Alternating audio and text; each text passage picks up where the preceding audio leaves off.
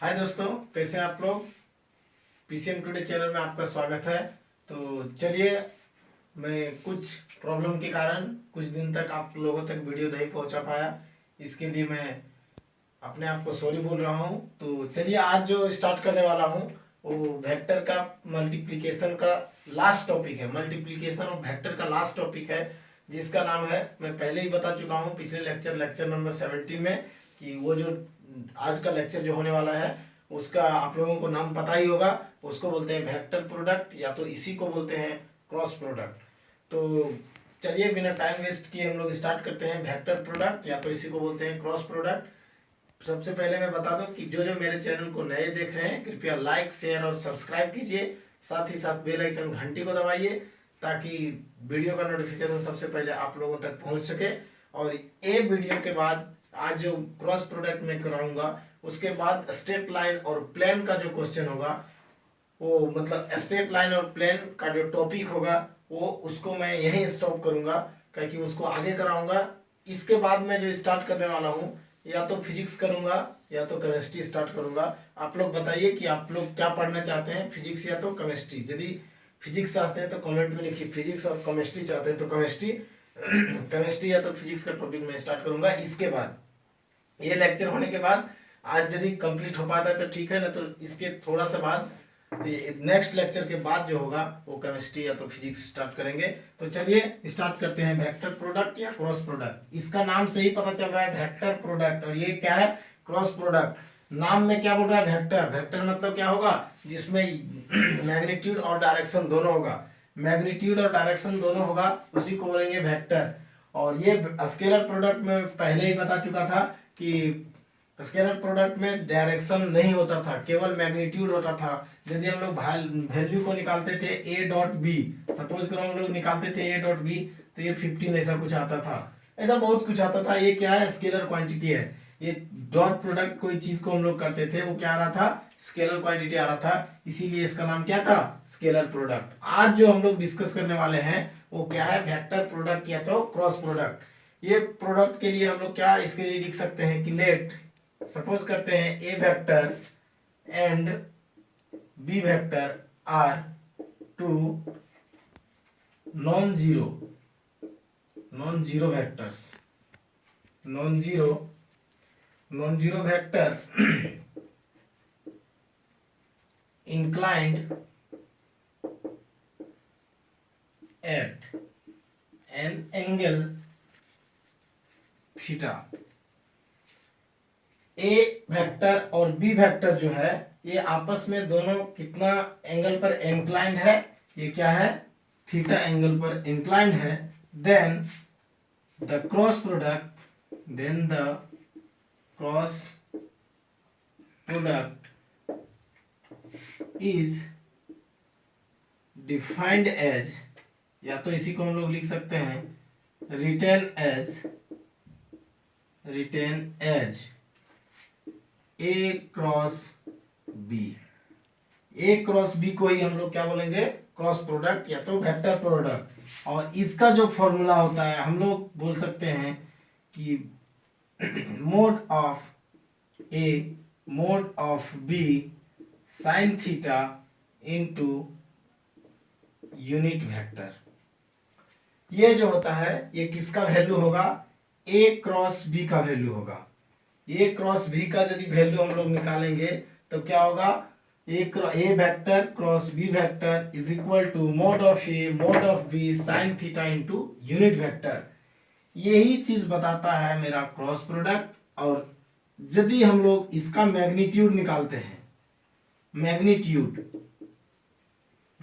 निकालेंगे तो mod of A cross B जो होगा वो मेरा होगा मोड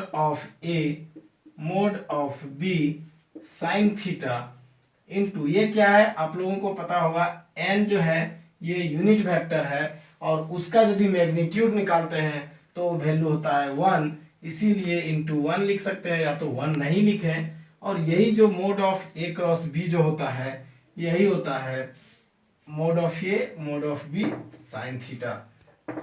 ये हम लोगों को पता चल गया कि मैग्नीट्यूड ऑफ क्रॉस प्रोडक्ट। अब हम लोग जानेंगे कि ये यूनिट वेक्टर क्या है। ये बहुत ज्यादा इंपॉर्टेंट चीज है।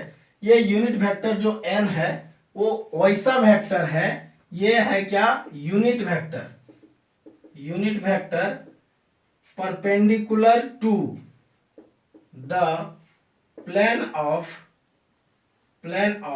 Vector A and vector B. मतलब वेक्टर ए और वेक्टर बी का जो प्लेन होगा, वेक्टर ए और वेक्टर बी का जो प्लेन होगा, उस प्लेन से परपेंडिकुलर जो होगा वही होगा यूनिट वेक्टर एन। एन क्या होगा, ए वेक्टर और बी वेक्टर का जो प्लेन होगा उससे जो परपेंडिकुलर होगा वो होगा क्या, उसका बोलेंगे हम लोग यूनिट वेक्टर। और ये जो होगा ये राइट हैंडेड सिस्टम में होगा, right handed system. Right handed system क्या है वो बताते हैं अभी। Right handed system, right handed system मतलब जैसे सपोज करो ये थीटा का वैल्यू है, थीटा भी जो होगा राइट हैंड में होगा और 90 डिग्री जो परपेंडिकुलर है वो भी 90 राइट हैंडेड सिस्टम में होगा, मतलब anti clockwise. Right handed system का मतलब एंटी क्लॉकवाइज, मतलब वेक्टर ए से बी का एंगल कितना है, थीटा है, वो राइट हैंडेड सिस्टम में। वेक्टर ए के प्लेन से एन जो है वो भी कितना है, 90 डिग्री है, और वेक्टर बी से भी जो एन होगा वो कितना डिग्री पर होगा, 90 डिग्री होगा। जनरली मतलब फाइनली हम लोग बोल सकते हैं कि ए और बी के परपेंडिकुलर, जो ए और बी का जो प्लेन होगा उसका परपेंडिकुलर जो होगा वही होगा यूनिट वेक्टर। तो यहां तक हम लोग जान गए कि A cross B is equal to हम लोग लिख सकते हैं mod of A mod of B sine theta into unit vector, and mod of A cross B का वैल्यू लिखेंगे mod of A mod of B vector sine theta. ये हम लोग का क्रॉस प्रोडक्ट के बारे में पता चल गया। तो आइए हम लोग नेक्स्ट कुछ देखते हैं क्रॉस प्रोडक्ट के आगे। तो आइए देखते हैं ये नेक्स्ट जो हम लोग देख रहे हैं वो क्या है, properties of cross product. Cross product का क्या क्या प्रॉपर्टी हो सकता है, जिस तरह से वेक्टर ये स्केलर प्रोडक्ट या तो डॉट प्रोडक्ट का प्रॉपर्टी था वैसे ही इसका भी कुछ प्रॉपर्टीज है। तो ये क्या है, जिस तरह से हम लोग देखे थे कि कम्यूटेटिव प्रॉपर्टी, यदि ए डॉट बी होता था तो अब उसको हम लोग क्या लिख सकते थे, बी डॉट ए। लेकिन यहाँ क्या है, A cross B vector, A vector cross B vector, we can not write B cross A vector. ये दोनों आपस में इक्वल नहीं होगा। A cross B does not equal to B cross A. इसका मतलब does not follow, does not लिखा हुआ है, D for does and for not, does not follow commutative property. अब कम्यूटेटिव प्रॉपर्टी को फॉलो नहीं करेगा तो ए और ए के इक्वल यदि नहीं होगा तो क्या होगा, वही चीज मैं यहाँ लिखा हूं, A cross B is equal to minus of B cross A. मतलब उसका निगेटिव हो जाएगा यदि उसको हम लोग इंटरचेंज करते हैं तो। नेक्स्ट जो है लेफ्ट डिस्ट्रीब्यूटिव प्रॉपर्टी और राइट डिस्ट्रीब्यूटिव प्रॉपर्टी को ये क्या करता है, फॉलो करता है। मतलब A cross product of B plus C यदि करते हैं तो ए क्रॉस बी और ए क्रॉस सी, इसको बोलते हैं लेफ्ट डिस्ट्रीब्यूटिव प्रॉपर्टी। और नेक्स्ट यदि हम लोग लिखना चाहें कि B plus C vector cross product with vector A is equal to B cross A plus C cross A, ये जो होगा इसको बोलते हैं राइट डिस्ट्रीब्यूटिव प्रॉपर्टी। तो ये सब कुछ था मेरा प्रॉपर्टीज ऑफ क्रॉस प्रोडक्ट। अब जो हम लोग कुछ जानने वाले हैं, जिस तरह से हम लोग जाने थे कि I dot I is equal to क्या होता है, 1 होता है, आई डॉट जे क्या होता है, 1 होता है, के डॉट के क्या होता है, 1 होता है। लेकिन आई डॉट जे यदि करते थे तब क्या होता था, 0 होता था। क्यों 0 होता था, यदि आई डॉट आई करते थे क्या होता था, फिर से होता था मोड ऑफ आई, फिर मोड ऑफ फिर से आई, और क्या कॉस थीटा, कॉस क्या, आई और आई के बीच एंगल क्या होगा, 0 होगा। तो ये कितना आता था, 1 आता था। सब यूनिट वेक्टर है और कॉस 0 का वैल्यू 1 है, इसलिए यदि आई डॉट जे का बात होता था तो आई का mod of I mod of J, और कॉस यहाँ क्या हो जाता था, 90 डिग्री होता था।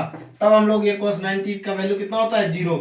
इसका मतलब जब डॉट प्रोडक्ट एक वेक्टर अनदर दूसरे वेक्टर से आई जे के कोई भी दोनों एक ही चीज रहेगा तभी डॉट प्रोडक्ट 1 होगा, अदरवाइज डॉट प्रोडक्ट 0 होगा। अब उसी तरह से कुछ हम लोग क्रॉस प्रोडक्ट के बारे में देखने वाले हैं कि आई क्रॉस आई क्या होगा, आई क्रॉस जे क्या होगा, जे क्रॉस के क्या होगा, और जे क्रॉस जे भी क्या होगा।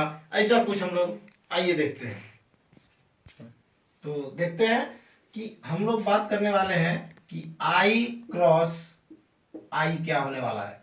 आई cross I is equal to हम लोग क्या लिख सकते हैं। अभी हम बताएं कि ए क्रॉस बी का फॉर्मूला बताए थे, क्या होता है ए क्रॉस बी का फॉर्मूला। यदि हम लोग बात करेंगे तो क्या था, मोड ऑफ आई मतलब mod of A mod of B sine theta. तो मोड ऑफ आई और क्या साइन थीटा, और थीटा क्या होता था आई और मतलब दोनों वेक्टर के बीच एंगल होता था राइट हैंडेड सिस्टम में। तो ये क्या होगा, राइट हैंडेड सिस्टम मतलब एंटी क्लॉकवाइज में। तो आई और आई के बीच जो एंगल होगा वो क्या होगा, 0 होगा। तो इसका वैल्यू 1 होगा इंटू 1 होगा, और इसका वैल्यू साइन 0 लिखेंगे तो साइन 0 का वैल्यू कितना होगा, 0 होगा। तो I cross I is equal to 0 होगा। सिमिलरली जे क्रॉस जे भी क्या होगा, 0 होगा, और के क्रॉस के भी 0 होगा। तो finally we can write that I cross I is equal to J cross J is equal to K cross K will be equal to 0। ये हम लोगों को अभी पता चल गया। अब हम लोग बात करने वाले हैं कि आई क्रॉस जे क्या होगा, ये चीज हम लोग बात करने वाले हैं। ये क्या है, आई क्रॉस जे। तो सबसे पहले यदि दो डिफरेंट वेक्टर है आई जे के में, कोई भी दो अलग अलग है, तो उसके लिए हम लोग क्या करते हैं, एक सर्कल बनाएंगे। इसका रूल जो है वो आप लोग फॉलो कीजिए। एक सर्कल बनाएंगे और जहां कहीं हो आई जे और के, ऐसे कुछ हम लोग लिख देते हैं। एंटी क्लॉकवाइज में लिखते हैं। कैसे लिखते हैं हम लोग, एंटी क्लॉकवाइज में लिखते हैं। और इसका 3D में आई जे और के बनाते हैं। ये क्या होगा, आई वेक्टर होगा, ये जे वेक्टर होगा, और ये वाला जो होगा वो के वेक्टर होगा। ये आप लोग ध्यान दीजिए। ये क्या बोल रहा है, I cross J, I cross जे। अभी हम बोले थे A cross B is equal to mod of A mod of B sine theta into unit vector. Unit vector ध्यान देना बहुत जरूरी है। तो ये वाला चीज यदि मोड में लेंगे साइन थीटा होगा। साइन थीटा मतलब आई और जे के बीच का वैल्यू कितना होगा, 90 डिग्री होगा। तो हम लोग लिख सकते हैं mod of I mod of J और क्या sine theta into unit vector. अब हम लोगों को पता करना है कि ये जो यूनिट वेक्टर होगा वो क्या होगा। अब यहां से पता चला कि आई और जे के बीच 90 एंगल कितना है, 90 डिग्री है। तो ये वैल्यू कितना है, ये इसका वैल्यू जो होगा ये 1 होगा, इसका भी 1 होगा, यूनिट वेक्टर है इसलिए। और साइन थीटा मतलब कितना, साइन 90 डिग्री होगा। और एन जो है हम बताए थे, एन क्या होता है कि जो दो वेक्टर दिया हुआ है वो दोनों वेक्टर के प्लेन का परपेंडिकुलर होगा। इसका मतलब आई और जे का बात हो रहा है। देखो आप लोग, आई क्रॉस जे का बात हो रहा है। तो आई और जे का परपेंडिकुलर कौन सा होगा, के वेक्टर होगा। देखो ये वाला जो वेक्टर के दिखाए हैं ये ऐसा नहीं है, ये बोर्ड से आउटवर्ड है, ये ऐसा कुछ है। तो आई और जे के प्लेन का परपेंडिकुलर जो वेक्टर होगा वो कौन सा वेक्टर होगा, के वेक्टर होगा। तो साइन ये यूनिट वेक्टर जो है वो कौन सा होगा, के वेक्टर होगा। इसका वैल्यू टोटल 1 होगा, 1 इंटू के मतलब क्या होगा, के वेक्टर होगा। ये आई क्रॉस जे का बात हुआ इज इक्वल टू क्या निकल गया हम लोगों का, ये I cross J is equal to factor के। एक चीज और ध्यान देने वाली बात है कि ये के होगा या तो माइनस के होगा। कहीं कहीं ऐसा है यदि जे क्रॉस आई लिखते हैं, यदि हम लोग लिख देंगे जे क्रॉस आई तो क्या होगा, यहां से J cross I is equal to, अभी हम एक प्रॉपर्टी बताए थे A cross B is equal to minus of B cross A, यही ना बताए थे। तो यहां से आई क्रॉस जे है तो J cross I is equal to हम लोग क्या लिख सकते हैं, माइनस के। लेकिन हर चीज को हम लोग प्रॉपर्टी से याद नहीं कर पाएंगे, तब क्या करेंगे, ये जो सर्किल बनाए हैं उसको ध्यान देंगे। हम लोग कहां से कहां जा रहे हैं, आई से जे, मतलब आई से किधर जा रहे हैं, जे। तो ये एंटी क्लॉकवाइज में जा रहे हैं, मतलब राइट हैंडेड सिस्टम में जा रहे हैं, आई से जे। तो क्या होने वाला है आंसर, के। यदि एंटी क्लॉकवाइज में जाएंगे तो प्लस होगा, एंटी क्लॉकवाइज में जाएंगे ACW एंटी क्लॉकवाइज में जाएंगे तो क्या होगा, पॉजिटिव वैल्यू होगा, मतलब प्लस में होगा। और क्लॉकवाइज में यदि जाएंगे तो क्या लेंगे हम लोग, निगेटिव लेंगे। ये चीज आप लोग ध्यान दीजिएगा। तो यदि हम लोग यहाँ बात करें कि J क्रॉस I, तो J क्रॉस I मतलब कहां से जा रहे हैं, J से I जा रहे हैं, मतलब क्लॉकवाइज जा रहे हैं। यदि क्लॉकवाइज जा रहे हैं तो वो वैल्यू जो होगा वो निगेटिव में होगा, तो J क्रॉस I का वैल्यू क्या होगा, -K होगा। यदि आप लोगों को ऐसा ही पूछा जाए कि K क्रॉस I क्या होगा, K क्रॉस I, तो हम लोग हर बार ये चीज को नहीं लिखेंगे। अब हम लोग जान गए कि ये सब यूनिट वेक्टर है और दो डिफरेंट ये I और J और K है, तो वो एंगल क्या होगा, 90 डिग्री होगा, मतलब ये सब वन ही होगा। केवल हम लोगों को पता करना है कि यूनिट वेक्टर कौन सा होगा। तो K और I का बात होने वाला हो रहा है, तो यहाँ ऑब्वियसली बात है कि J होगा, लेकिन J होगा, लेकिन ये -J होगा या +J होगा, इसको हम लोग को ध्यान देना है।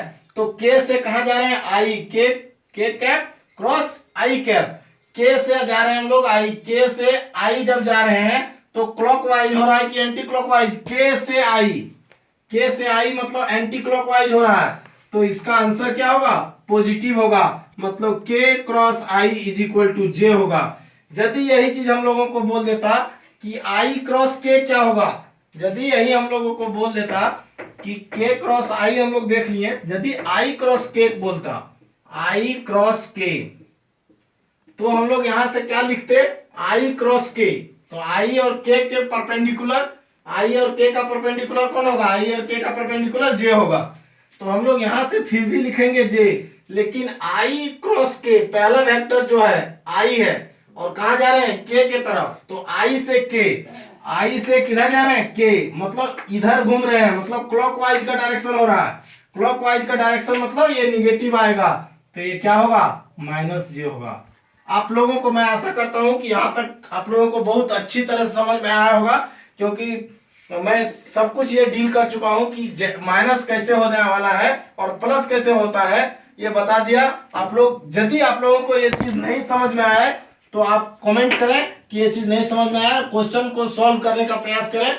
तो आइए इसके बाद जो हम लोग देखने वाले हैं कि क्रॉस प्रोडक्ट, यदि तो दो कोई वेक्टर दिया हुआ है तो how to find cross product of two vectors. तो आइए देखते हैं, तो देखते हैं कि क्रॉस प्रोडक्ट हम लोग दो वेक्टर का क्रॉस प्रोडक्ट कैसे निकाल पाएंगे। तो चलिए आइए देखते हैं। तो हम लोग क्या करते हैं, यदि कोई भी दो वेक्टर दिया हुआ है I, J और K के फॉर्म में, तो उसका क्रॉस प्रोडक्ट कैसे निकालते हैं। तो हम लोग इधर लिख सकते हैं A cross B is equal to, हम लोग क्या करेंगे, जिस तरह से आप लोगों को शायद यदि अलजेब्रा पढ़ रहे होंगे तो डिटरमिनेंट निकालते होंगे, सिमिलरली वैसा ही कुछ है। तो यहाँ क्या लिखते हैं, I लिखते हैं, J लिखते हैं और K लिखते हैं, ये तरीका आप लोग समझ लीजिए। तो यहाँ से क्या कर सकते हैं, ए वेक्टर, पहला वेक्टर क्या है, ए वेक्टर है, तो I J के फर्स्ट जो रो में होगा वो I J और K वेक्टर होगा। उसके बाद ए वेक्टर जो फर्स्ट वेक्टर यहाँ है वो वेक्टर का कोफिशिएंट होगा, I का कोफिशिएंट यहाँ कितना है, 1 है, यहाँ कितना है, -2 है, और यहाँ कितना है, 3 है।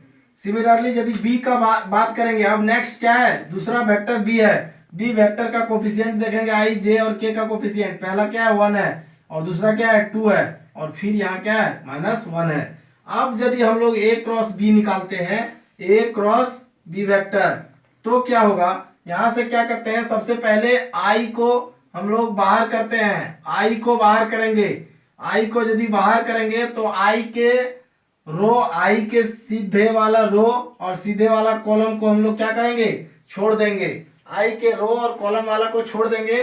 तब क्या करेंगे, ऊपर से हम लोग नीचे जाना है, राइट साइड में देखो, -2 इंटू कितना, -1, -2 इंटू -1 का वैल्यू कितना होगा, 2 होगा। अब ये जब ये दोनों को मल्टीप्लाई करने के बाद 2 हो गया, अब फिर माइनस होता है कितना, 3 इंटू 2 कितना हो जाएगा, 6। ये आप लोग ध्यान दीजिए। उसके बाद क्या करेंगे, I वाला काम खत्म हो गया, तब क्या करेंगे, अब हम लोग J का बात करेंगे, किसका बात करेंगे, J का बात करेंगे। तो J का बात करने के लिए क्या लिखते हैं हम लोग, -J लिखते हैं। ये -J लिखने के लिए क्या करेंगे, J को हम लोग पकड़ेंगे। अब क्या, किसको पकड़ेंगे, J को यदि पकड़ेंगे तो J वाले रो और J वाले कॉलम को हम लोग क्या करेंगे, छोड़ देंगे और हर को पकड़ लेंगे जो जो बचा हुआ है। तब क्या करेंगे, 1 और -1 को मल्टीप्लाई करेंगे तो क्या हो जाएगा, -1 और माइनस क्या हो जाएगा, 3 हो जाएगा यहाँ से। यदि हम लोग के का बात करेंगे तो प्लस में के होगा। अब के पास जाएंगे हम लोग, जे को छोड़ देंगे। अब क्या करेंगे हम लोग, के का बात करेंगे तो यहाँ ये जे है और ये हो गया के। अब के का यदि बात करेंगे तो इसको हम लोग छोड़ देंगे और के रो को छोड़ देंगे, तो ये क्या बचेगा 2 इंटू 1 इंटू 2 क्या हो जाएगा 2, और माइनस होता है फॉर्मूला, ये होता है माइनस में, और -2 अपने से -2 इंटू 1, तो ये क्या हो जाएगा +2।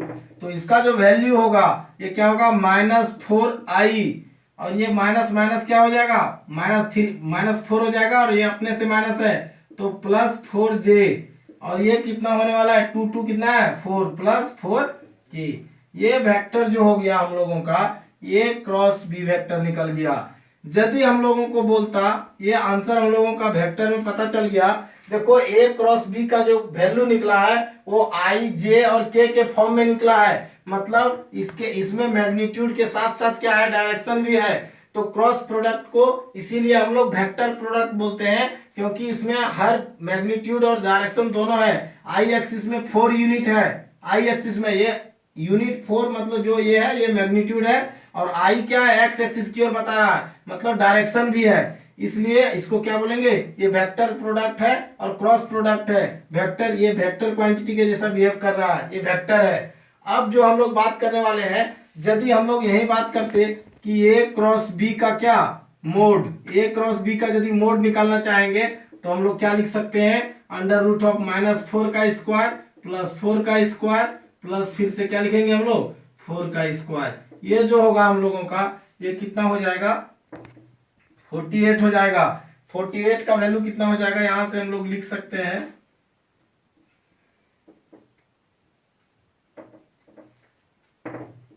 16 इंटू 3 लिख सकते हैं इसको, तो इसको लिख सकते हैं 4√3।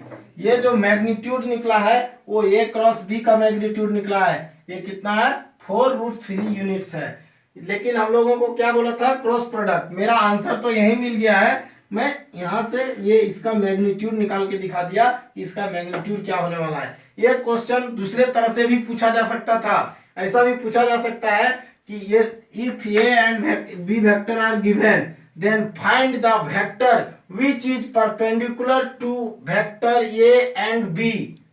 वेक्टर ऐसा वेक्टर फाइंड आउट करो जो A वेक्टर और B वेक्टर के परपेंडिकुलर होगा।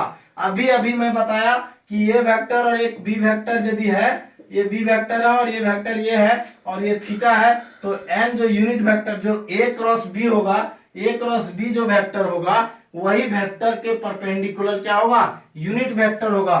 तो ये वेक्टर जो होगा परपेंडिकुलर, ये दोनों का परपेंडिकुलर जो होगा, जो क्रॉस प्रोडक्ट निकालते हैं तभी यूनिट वेक्टर निकलता है परपेंडिकुलर टू बोथ वेक्टर।